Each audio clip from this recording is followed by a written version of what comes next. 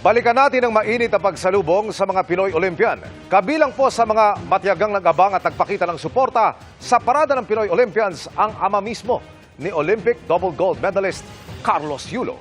Tinutukan niya live, Ian Cruz. Ian. Emil, alam mo, nung dumaan sa tapat natin doon sa Taft Avenue kanina, yung parada ng mga atleta sa pangunguna ni Carlos Yulo, ang feeling natin ay tila nasa Olympic venue rin tayo dahil sa napakatinding hiyawan ng mga tao. At kabilang nga sa mga nag-abang sa paradang yan, ang mismong ama ni Carlos Yulo.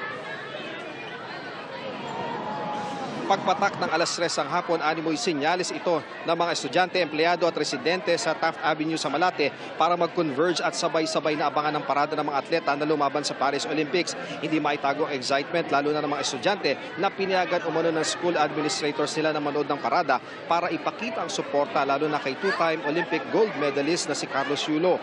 Ang isang ginang na nakilala natin, kapitbahay daw sa Malate si Carlos, at umaasa siyang mas matatag pa ang samahan ng ating kampiyon at kanyang pamilya. Ang ilang estudyante, nagtumbling pa na animoy ginaya si Yulo sa Olympics. Nang palapit na ang convoy ni na Carlos, pati ang center island ng Taft Avenue sa pagitan ng Pedro Hill at Malvar Street, pinwestohan na ng mga tao. Ang iba sa kanila, bit-bit ang malalaking watawat ng bansa.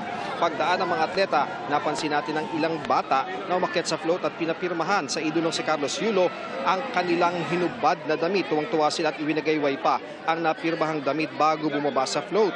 At Emil, kabilang nga sa mga nag-abang sa paradang ama ni Carlos sa si Mark Andrew na may dala pang banner kung saan nakasulat na, "Kaloy, dito ang papa mo."